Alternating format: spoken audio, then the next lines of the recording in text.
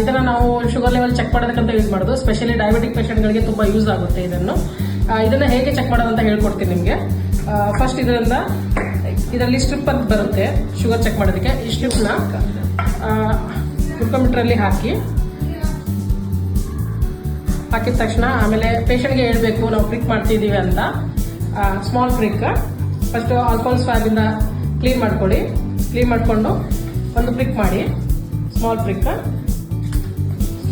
Okay, first ಬ್ಲಡ್ನ ಯಾವತ್ತೂ check ಮಾಡಬಾರ್ದು. ಆಮೇಲೆ ಸ್ವಲ್ಪ ಮತ್ತೆ ಸ್ಕ್ವೀಸ್ ಮಾಡಿ ಅದರಿಂದ ತಗೊಳ್ಬೇಕು.